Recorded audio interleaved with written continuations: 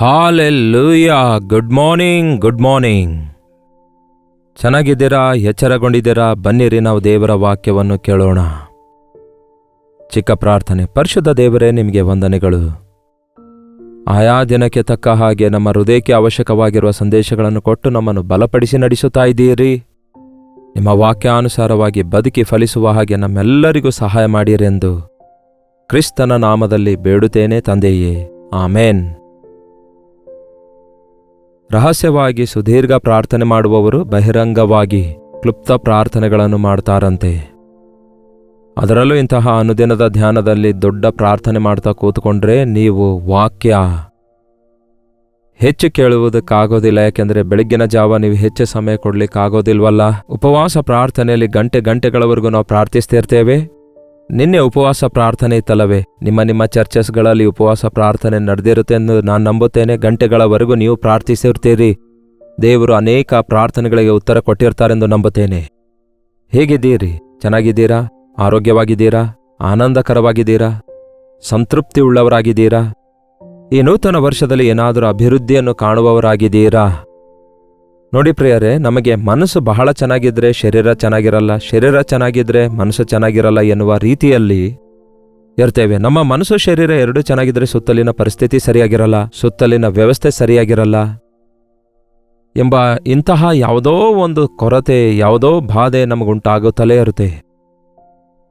ಹೊರಗಡೆ ಇರುವ ಬಾಧೆಯನ್ನು ತಾಳಿಕೊಳ್ಳುವುದಕ್ಕಿಂತ ನಮ್ಮ ಶರೀರದೊಳಗಡೆ ಇರುವ ಬಾಧೆಯನ್ನು ತಾಳಿಕೊಳ್ಳುವಂಥದ್ದು ಕಷ್ಟವೇ, ಹೌದಲ್ಲವೋ? ರೋಗಗಳು ಈ ದಿನಗಳಲ್ಲಿ ಮನುಷ್ಯರಿಗೆ 99% ಮನುಷ್ಯರು ಈ ದಿನ ಒಂದಲ್ಲ ಒಂದು ರೋಗದಿಂದ ಬಳಲುತ್ತಲೇ ಇದ್ದಾರೆ. ಹಾಸ್ಪಿಟಲ್ಗಳ ಪಾಲಾಗುತ್ತಲೇ ಇದ್ದಾರೆ, ಔಷಧಿಗಳನ್ನು ತೆಗೆದುಕೊಳ್ತಲೇ ಇದ್ದಾರೆ. ಅದರಲ್ಲೂ ಈ ದಿನಗಳಲ್ಲಿ ನೋಡಿರಿ, ಎಷ್ಟೋ ಜನ ಮಕ್ಕಳಿಗೆ ವೈರಸ್ ಫೀವರ್ಸ್ ಬಂದಿವೆ. ವೃದ್ಧರಿಗೆ ಒಂಥರ ಅನೇಕ ರೀತಿಯಾದ ಕಾಂಪ್ಲಿಕೇಶನ್ಸ್.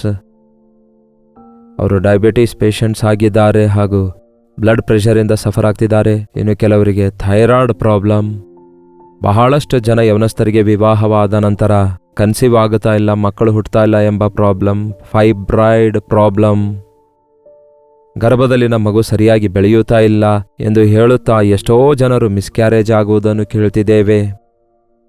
ಹೀಗೆ ಒಂದು ಏಜಿನವರಲ್ಲ ಪ್ರಿಯರೇ, ಪ್ರತಿಯೊಂದು ಏಜಿನ ಜನರು ಕೂಡ, ಅಂದರೆ ಯವನಸ್ಥರು ಕೂಡ ಈ ದಿನಗಳಲ್ಲಿ ಹೇಳಬೇಕಾದ್ರೆ ಎಷ್ಟೋ ರೀತಿಯಾದಂತಹ ಕಾಂಪ್ಲಿಕೇಶನ್ಸ್ ಬರ್ತಿವೆ. ಸಾಫ್ಟ್ವೇರ್ ಕಂಪನಿಯಲ್ಲಿ ಕೆಲಸ ಮಾಡುವವರಿಗೆ ಬ್ಯಾಕ್ ಪೇನ್ ಎಂಬುದಾಗಿ, ನೆಕ್ ಪೇನ್ ಎಂಬುದಾಗಿ, ಚಿಕ್ಕ ವಯಸ್ಸಿನಲ್ಲಿಯೇ 30-40 ಏಜ್ನಲ್ಲಿಯೇ ಡಯಾಬಿಟಿಕ್ ಪೇಷಂಟ್ಸ್ ಆಗಿ ಮಾರ್ಪಡ್ತಿದ್ದಾರೆ. ವ್ಯಾಯಾಮವಿಲ್ಲದಕ್ಕಾಗಿ ಅವರು ಸಫರ್ ಆಗ್ತಿದ್ದಾರೆ. ಹೀಗೆ ಹೇಳ್ತಾ ಹೋಗೋದಾದರೆ ಎಷ್ಟೋ ಇವೆ. ನಿಮಗೆ ಗೊತ್ತಲ್ಲವೇ, ಸಂಪಾದನೆಯಲ್ಲಿ ಎಷ್ಟೋ ಭಾಗ ಔಷಧಿಗೆ ಬಳಸಬೇಕಾಗ್ತಿದೆ.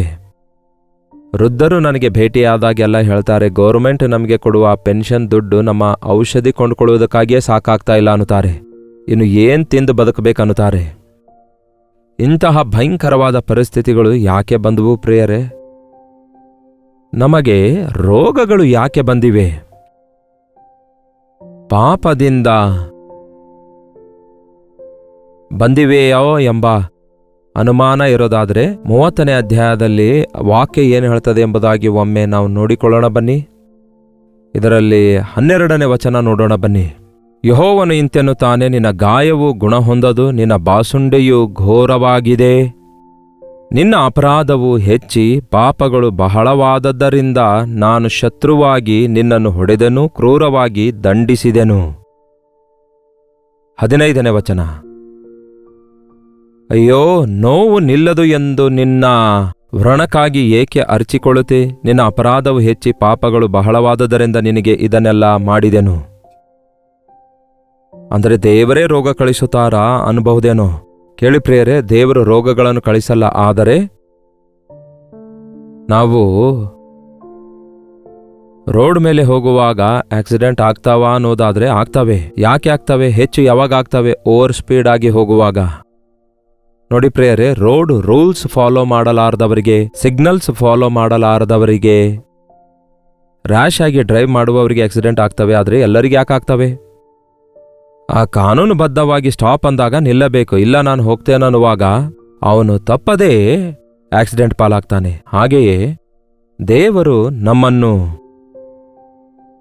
ಬಾಧೆ ಪಡಿಸುವಾತನಲ್ಲ, ಬದಲಿಗೆ ಬಾಧೆಯಿಂದ ನಮ್ಮನ್ನು ತಪ್ಪಿಸುವುದಕ್ಕಾಗಿ ಒಂದು ನ್ಯಾಯ ಪ್ರಮಾಣ ಕೊಟ್ಟಿದ್ದಾರೆ, ಲಾ ಕೊಟ್ಟಿದ್ದಾರೆ, ಒಂದು ಪದ್ಧತಿ ಕೊಟ್ಟಿದ್ದಾರೆ, ಒಂದು ಆಜ್ಞೆ ಕೊಟ್ಟಿದ್ದಾರೆ.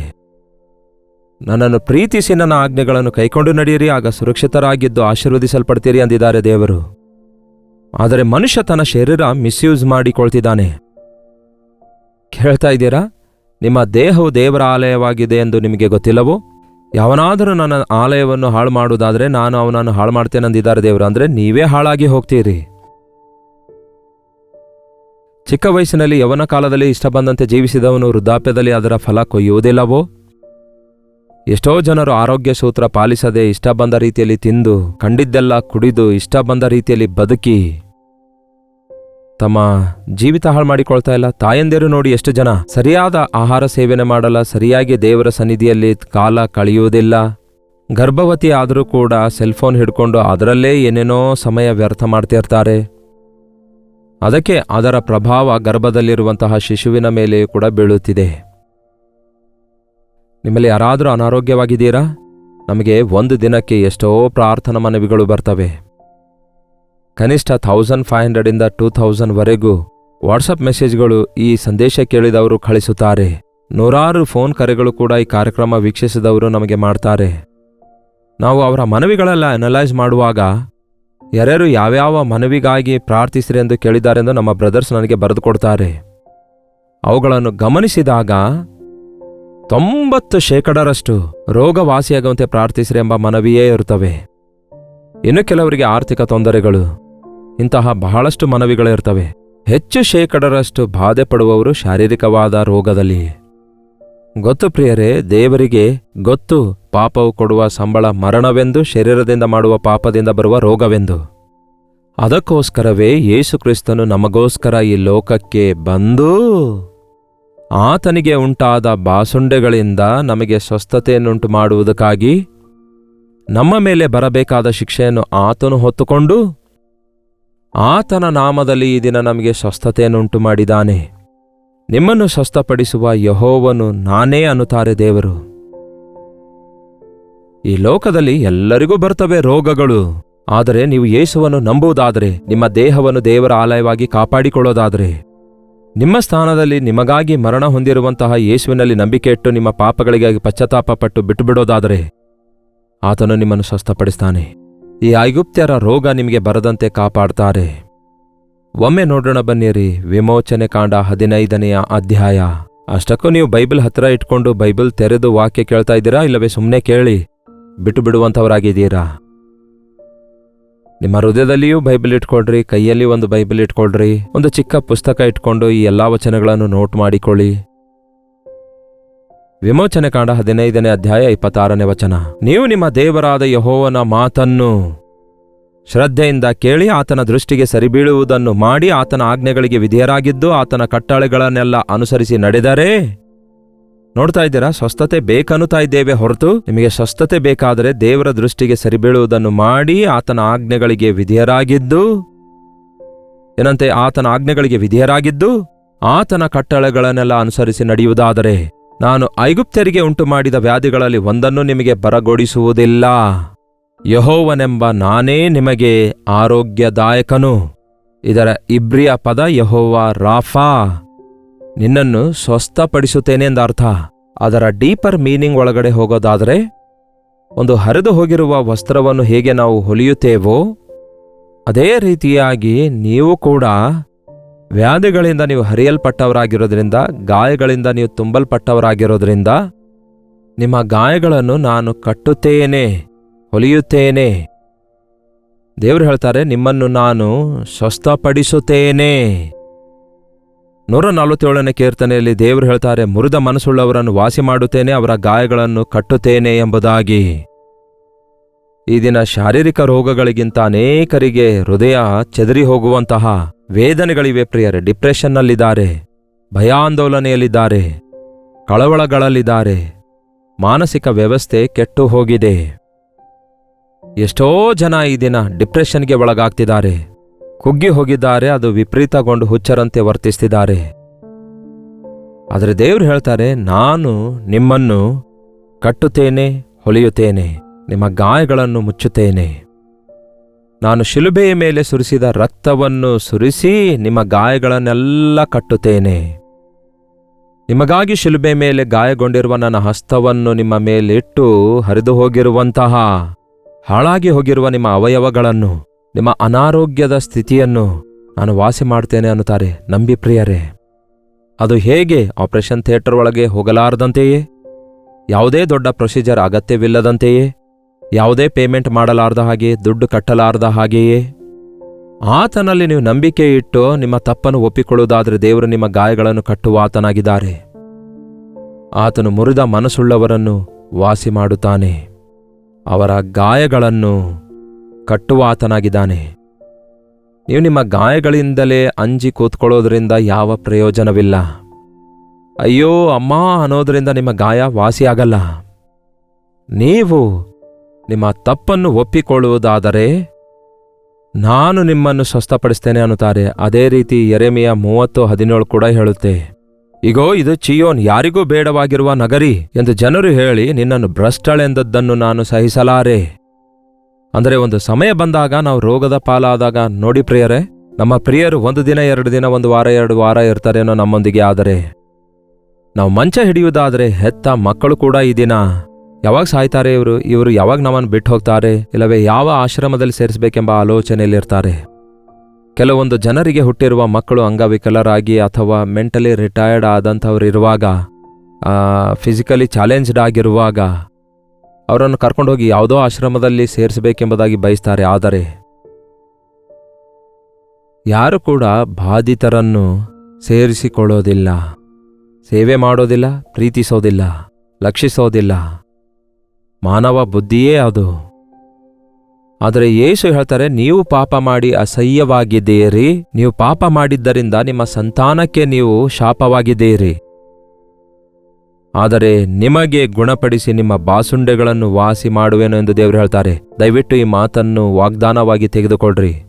ಬೇಕಾದರೆ ಬೈಬಲಲ್ಲಿ ಈ ವಚನ ಅಂಡರ್ಲೈನ್ ಮಾಡಿಕೊಳ್ಳಿ. ಯೆರೆಮೀಯನ ಪುಸ್ತಕ 30ನೇ ಅಧ್ಯಾಯ 17ನೇ ವಚನ ಹೇಳುತ್ತೆ, ನಿನಗೆ ಗುಣಪಡಿಸಿ ನಿನ್ನ ಬಾಸುಂಡೆಗಳನ್ನು ವಾಸಿ ಮಾಡುವೆನು. ಈ ಸಂದೇಶ ಕೇಳ್ತಿರುವ ಸಹೋದರ ಸಹೋದರಿ, ನೀವು ಯಾವ ಅನಾರೋಗ್ಯದಿಂದ ಬಾಧೆ ಪಡ್ತಿದ್ದೀರೋ ಗೊತ್ತಿಲ್ಲ, ಯಾವ ಬಾಧೆಯಲ್ಲಿ ಯಾವ ಗಾಯದಲ್ಲಿದ್ದೀರೆಂದು ಗೊತ್ತಿಲ್ಲ, ಯಾವ ಮಾನಸಿಕ ಗಾಯ ಯಾವ ಶಾರೀರಿಕ ಗಾಯದಲ್ಲಿದ್ದೀರೆಂದು ಗೊತ್ತಿಲ್ಲ. ನೀವು ಎಂತಹ ಇನ್ನರ್ ಡಿಸೀಸ್ ನಿಮ್ಮ ರಕ್ತನಾಳಗಳಲ್ಲಿ, ನಿಮ್ಮ ಕಿಡ್ನೀಸ್ಗಳಲ್ಲಿ, ನಿಮ್ಮ ಲಿವರ್ನಲ್ಲಿ, ನಿಮ್ಮ ಕಣ್ಣಿಗೆ ಕಾಣದಂತಹ ಯಾವ ಇನ್ಫೆಕ್ಷನ್ನಿಂದ ಬಾಧೆ ಪಡ್ತಿದ್ದೀರೆಂದು ಗೊತ್ತಿಲ್ಲ. ನಿಮ್ಮ ಲಂಗ್ಸ್ನಲ್ಲಿ, ನಿಮ್ಮ ರಕ್ತದಲ್ಲಿ ಯಾವ ಲೋಪ ಇದೆ ಗೊತ್ತಿಲ್ಲ. ಆದರೆ ದೇವರು ಹೇಳ್ತಾರೆ, ಈ ದಿನ ನಾನು ನಿಮಗೆ ಗುಣಪಡಿಸುತ್ತೇನೆ, ನಿಮ್ಮ ರಕ್ತವನ್ನು ನಾನು ಶುದ್ಧೀಕರಿಸುತ್ತೇನೆ ಅನ್ನುತ್ತಾರೆ. ನನ್ನ ರಕ್ತ ನಿಮ್ಮ ಮೇಲೆ ಸುರಿಯ ಮಾಡಿ ಕೆಟ್ಟು ಹೋಗಿರುವ ರೋಗಪೀಡಿತವಾದ ಪಾಯ್ಸನಸ್ ಬ್ಲಡ್ನಿಂದ, ಕೆಟ್ಟು ಹೋಗಿರುವ ಸ್ವಭಾವದಿಂದ ನಾನು ನಿಮ್ಮನ್ನು ಬಿಡಿಸುತ್ತೇನೆ ಅನ್ನುತ್ತಾರೆ. ದೇವರ ಮಾತುಗಳನ್ನು ಅಕ್ಷರಶಃ ವಾಗ್ದಾನವಾಗಿ ತೆಗೆದುಕೊಳ್ಳ್ರಿ, ನಂಬೇರಿ. ನಾನು ನಿಮಗೆ ಗುಣಪಡಿಸಿ ಆರೋಗ್ಯ ದಯಪಾಲಿಸುವೆನು, ನಿಮ್ಮ ಬಾಸುಂಡೆಗಳನ್ನು ನಾನು ವಾಸಿ ಮಾಡುವೆನು. ಹಲ್ಲೆಲೂಯಾ. ನಿಮ್ಮ ಗಾಯಗಳನ್ನು ನಾನು ಮುಚ್ಚುತ್ತೇನೆ. ಗಾಯ ಮಾಡುವಂಥವರು ಬಹಳಷ್ಟು ಜನರಿದ್ದಾರಲ್ಲವೇ, ಆದರೆ ಗಾಯಗಳನ್ನು ಮುಚ್ಚುವಂಥವರು ಯಾರೂ ಇಲ್ಲ. Doctor cuts but god heels. Surgery ಮಾಡುವಾಗ ಡಾಕ್ಟರ್ ಕಟ್ ಮಾಡ್ತಾರೆ ಪ್ರಿಯರೇ, ಸೂಜಿ ದಾರದಿಂದ ಸುಚರಿಂಗ್ ಹಾಕ್ತಾರೆ. 3 ದಿನ ಇಲ್ಲವೇ 5 ದಿನಗಳ ನಂತರ ಆ 2 ಚರ್ಮಗಳನ್ನು ಅಂಟಿಕೊಳ್ಳುವಂತೆ ಮಾಡಿದ್ದು ಯಾರು? ಡಾಕ್ಟರ್ ಅವರು. ಅದು ನಮಗೋಸ್ಕರ ತನ್ನ ಶರೀರವನ್ನು ಶಿಲುಬೆಯ ಮೇಲೆ ನೇತು ಹಾಕಿಕೊಂಡಿರುವ, ಗಾಯದ ಪಾಲಾಗಿರುವ ನಮ್ಮ ಯೇಸುವಿನ ಬಾಸುಂಡೆಗಳಿಂದ ನಮಗೆ ಸ್ವಸ್ಥವಾಯಿತು. ನಿಮ್ಮ ಮಾನಸಿಕ ಶಾರೀರಿಕ ಗಾಯಗಳನ್ನು ನಾನು ವಾಸಿ ಮಾಡುತ್ತೇನೆಂಬ ವಾಗ್ದಾನ ದೇವರು ಕೊಡ್ತಿದ್ದಾರೆ. ಎಷ್ಟೋ ಜನರು ಆಕ್ಸಿಡೆಂಟ್ ಆದಾಗ ಭಯಂಕರವಾದ ಗಾಯಕ್ಕೊಳಗಾಗಿ ರಕ್ತ ಸುರಿಯುವ ಪರಿಸ್ಥಿತಿಗಳಿಗೆ ಒಳಗಾಗ್ತಾರೆ. ಎಷ್ಟೋ ಸಾರಿ ಹಾಸ್ಪಿಟಲ್ಗೆ ಹೋದಾಗ ಇಂಥವರನ್ನು ನಾವು ನೋಡ್ತೇವೆ. ನಮ್ಮ ಮನೆಯಲ್ಲಿಯೂ ಕೆಲವರು ಇರ್ತಾರೆ ಅಂಥವರು. ಆದರೆ ಯೇಸು ನಿಮ್ಮನ್ನು ಸ್ವಸ್ಥಪಡಿಸಿದಾಗ ನಿಮಗೆ ನೂತನ ಜೀವಿತ ಉಂಟಾಗ್ತದೆ. ನನ್ನ ಜೀವಿತದಲ್ಲಿ ಬಹಳಷ್ಟು ಸಾರಿ ಆಕ್ಸಿಡೆಂಟ್ ಆಗಿದ್ದು, ಒಮ್ಮೆ ಅಂತೂ ಕಣ್ಣು ಹೋಗುವ ಪರಿಸ್ಥಿತಿ ಎದುರಾಯಿತು. ಕಣ್ಣು ಕೆಳಗಿರುವ ಎಲುಬು ಮುರಿದು ಹೋಯಿತು. ಇನ್ನು ಒಂದೇ ಕಣ್ಣಿನಿಂದ ನಾನು ನೋಡಬೇಕಾಗ್ತದೆ ಅಂದ್ಕೊಂಡೆ. ಆದರೆ ದೇವರು ಎಷ್ಟೋ ದೊಡ್ಡ ಅದ್ಭುತ ಮಾಡಿದ್ರು. Doctor treated but God healed. ಯಾವತ್ತೇ ಆಗಲಿ ನನ್ನ ಮುಖ ನೋಡಿಕೊಳ್ಳುವಾಗ ನನಗೆ ನೆನಪಾಗುತ್ತೆ, ಇಲ್ಲಿ ಒಂದು ದೊಡ್ಡ ಗಾಯ ಇರಬೇಕಲ್ಲವೇ, ಒಂದು ದೊಡ್ಡ ಕಟ್ಟಿರಬೇಕಲ್ಲವೇ, ಅದು ಹೇಗೆ ಬೆರೆತುಕೊಂಡಿತ್ತಲ್ಲವೇ, ಹೇಗೆ ದೇವರು ಸ್ವಸ್ಥಪಡಿಸಿದಾರಲ್ಲವೇ. ಅದು ಒಂದು ಉದಾಹರಣೆ. ನಮ್ಮ ಜೀವಿತದಲ್ಲಿ ನಾವು ಎಷ್ಟೋ ಸಾರಿ ಎಷ್ಟೋ ವಿಧಾನದಲ್ಲಿ ಗಾಯಕ್ಕೊಳಗಾಗುವಾಗ ದೇವರು ಗಾಯಗಳನ್ನು ಕಟ್ಟುವಾತನಾಗಿದ್ದಾರೆ. ಈ ದಿನ ನಿಮಗೇನಾದರೂ ಸರ್ಜರಿಯಾಗಿ ಗಾಯಕ್ಕೊಳಗಾಗಿದ್ದೀರೇನೋ, ನಿಮ್ಮ ಶರೀರದಲ್ಲಿ ಟ್ರಾನ್ಸ್ಪ್ಲಾಂಟೇಷನ್ ಮಾಡ್ತಾ ಇದ್ದಾರೇನೋ, ಒಂದು ಅಂಗ ತೆಗೆದು ಮತ್ತೊಂದು ಅಂಗ ಜೋಡಿಸಿದ್ರೆ ಅದು ಹೇಗೆ ಫಿಕ್ಸ್ ಆಗುತ್ತೆ ಹೇಳಿ? ಅದು ದೇವರ ಹಸ್ತ ಆಗಿದೆ. ಆತನ ರಕ್ತದಿಂದ ನಮಗೆ ಸ್ವಸ್ಥತೆ ಉಂಟಾಗುತ್ತೆ. ನಿಮ್ಮ ಆರೋಗ್ಯದಾಯಕನಾದ ಯೆಹೋವನು ನಾನೇ, ಆತನೇ ಯೆಹೋವ ರಾಫಾಗಿದ್ದಾನೆ. ಬನ್ನಿ ಪ್ರಾರ್ಥಿಸೋಣ. ಪರಿಶುದ್ಧ ದೇವರೇ, ಪ್ರೀತಿಯುಳ್ಳ ತಂದೆಯೇ, ನಮ್ಮ ಅವಿಧೇಯತೆಯಿಂದಲೇ ನಾವು ನಿಮ್ಮಿಂದ ದೂರವಾಗಿ ರೋಗಗಳ ಪಾಲಾಗಿ ಶ್ರಮೆಗಳ ಪಾಲಾದಾಗ ನಿಮ್ಮ ಪ್ರೀತಿಯ ನಿಮಿತ್ತ ನಮ್ಮನ್ನು ಬಿಟ್ಟು ಬಿಡದಂತೆ ನಿಮ್ಮ ಬಾಸುಂಡೆಗಳಿಂದ ನಮಗೆ ಸ್ವಸ್ಥತೆ ಉಂಟು ಮಾಡುವುದಕ್ಕೋಸ್ಕರ ನಮ್ಮ ಗಾಯಗಳನ್ನು ಮುಚ್ಚುವುದಕ್ಕಾಗಿ ಶಕ್ತಿಯುಳ್ಳ ದೇವರೇ, ನಿಮಗೆ ವಂದನೆಗಳು. ಪರಮವೈದ್ಯನಾದ ನಿಮ್ಮನ್ನು ಗುರುತಿಸುವ ಹಾಗೆ, ನಮ್ಮ ಪಾಪಗಳಿಗಾಗಿ ನಾವು ಪಶ್ಚಾತ್ತಾಪ ಪಡುವ ಹಾಗೆ, ನೀವು ಸುರಿಸಿದ ರಕ್ತದಲ್ಲಿ ತೊಳೆಯಲ್ಪಡುವ ಹಾಗೆ, ನಿಮಗುಂಟಾದ ಗಾಯಗಳಿಂದ ನಮಗೆ ಸ್ವಸ್ಥವಾಗುವ ಹಾಗೆ, ಈ ಪ್ರಾರ್ಥನೆಯಲ್ಲಿ ಐಕ್ಯವಾಗಿರುವ ಪ್ರತಿಯೊಬ್ಬರೂ ನಂಬಿ ಹೊಂದಿಕೊಳ್ಳುವ ಹಾಗೆ ಸಹಾಯ ಮಾಡಿರಿ. ಅವರ ಗಾಯಗಳನ್ನು ಕಟ್ಟಿರಿ. ನಿಮಗೆ ಗುಣಪಡಿಸುವೆನು ಎಂಬ ವಾಗ್ದಾನದ ಪ್ರಕಾರ ಪೂರ್ತಿಯಾಗಿ ಚೇತರಿಸಿಕೊಂಡವರಾಗಿ ನನ್ನನ್ನು ದೇವರು ಮರಣ ಹಾಸಿಗೆಯಿಂದ ಮೇಲಕ್ಕೆ ಎಬ್ಬಿಸಿದ್ದಾರೆ, ರಕ್ಷಿಸಿದ್ದಾರೆ. ನನ್ನ ಶರೀರ ಭಾಗಗಳು ಕೆಟ್ಟು ಹೋದಾಗ ಆತನು ತನ್ನ ಗಾಯವುಳ್ಳ ಹಸ್ತಗಳಿಂದ ಮುಟ್ಟಿ ಕಟ್ಟಿ ವಾಸಿ ಮಾಡಿದ್ದಾರೆ ಎಂದು ಸಾಕ್ಷಿ ಕೊಡುವ ಹಾಗೆ ಸಹಾಯ ಮಾಡಿರಿ. ಈಗಲೇ ಪ್ರಾರ್ಥಿಸುವಾಗ ಯಾರ್ಯಾರು ಗಾಯಗಳಲ್ಲಿದ್ದಾರೋ, ರೋಗಗಳಲ್ಲಿದ್ದಾರೋ ಅಂಥವರನ್ನೆಲ್ಲ ನಜರೇತಿನ ಯೇಸು ಕ್ರಿಸ್ತನ ನಾಮದಲ್ಲಿ ಸ್ವಸ್ಥತೆಯನ್ನು ನುಡಿಯುತ್ತೇವೆ. ಅದ್ಭುತವಾದ ಸಾಕ್ಷಿಯ ರೂಪದಲ್ಲಿ ನಮ್ಮ ಸಾಕ್ಷಿಯನ್ನು ಹೇಳಿಕೊಳ್ಳುವ ಹಾಗೆ ಸಹಾಯ ಮಾಡಿರೆಂದು ಕ್ರಿಸ್ತನ ನಾಮದಲ್ಲಿ ಬೇಡುತ್ತೇನೆ ತಂದೆಯೇ, ಆಮೇನ್. ನಮ್ಮ ತಂದೆಯಾದ ದೇವರ ಪ್ರೀತಿಯು, ಮಗನಾಗಿರುವ ಕ್ರಿಸ್ತನ ಕೃಪೆಯು, ಆದರಣೆ ಕರ್ತನಾದ ಪವಿತ್ರಾತ್ಮನ ಸಹವಾಸವು ಕೂಡಿ ಬಂದಿರುವ ನಮ್ಮೆಲ್ಲರ ಸಂಗಡ ಇಂದಿಗೂ ಸದಾಕಾಲಕ್ಕೂ ನೆಲೆಯಾಗಿರಲಿ. ಆಮೇನ್. ದೇವರಿಗೆ ಸ್ತೋತ್ರ. ನಿಮ್ಮ ಪ್ರಾರ್ಥನಾ ಮನವಿಗಳನ್ನು 8939731313 ನಂಬರ್ಗೆ ಹಾಗೂ ಇತರ ದೇಶದಿಂದ ನೀವು ವೀಕ್ಷಿಸುವುದಾದರೆ ಕೊಡಲ್ಪಟ್ಟ ಇದೇ ನಂಬರ್ಗೆ ಒಂದು ಟೆಕ್ಸ್ಟ್ ಆಗಲಿ ಇಲ್ಲವೇ ವಾಯ್ಸ್ ಮೆಸೇಜ್ ಮುಖಾಂತರ ನಮಗೆ ವಾಟ್ಸಪ್ ಕಳಿಸಿಕೊಡಿರಿ. ನೀವು ಕಳಿಸುವ ಪ್ರಾರ್ಥನಾ ಮನವಿಗಳನ್ನೆಲ್ಲ ನಾವು ಪರಿಶೀಲಿಸಿ ನಿಮಗೋಸ್ಕರ ಪ್ರತಿದಿನ ತಂಡವಾಗಿ ಪ್ರಾರ್ಥನೆ ಮಾಡ್ತಲೇ ಇದ್ದೇವೆ. ನೀವು ಕೂಡ ಪ್ರಾರ್ಥನೆ ಮಾಡಿರಿ, ತಪ್ಪದೆ ದೇವರು ಉತ್ತರಿಸುತ್ತಾರೆ. ಕರ್ತನ ಚಿತ್ತವಿರುವುದಾದರೆ ಮತ್ತೆ ನಾಳೆ ಇದೇ ಅನುದಿನದ ಧ್ಯಾನ ಎಂಬ ಕಾರ್ಯಕ್ರಮದಲ್ಲಿ ಮತ್ತೆ ಭೇಟಿಯಾಗೋಣ. ಅಲ್ಲಿವರೆಗೂ ದೇವರ ಮಹಾಕೃಪೆ ನಿಮ್ಮೆಲ್ಲರೊಂದಿಗಿರಲಿ.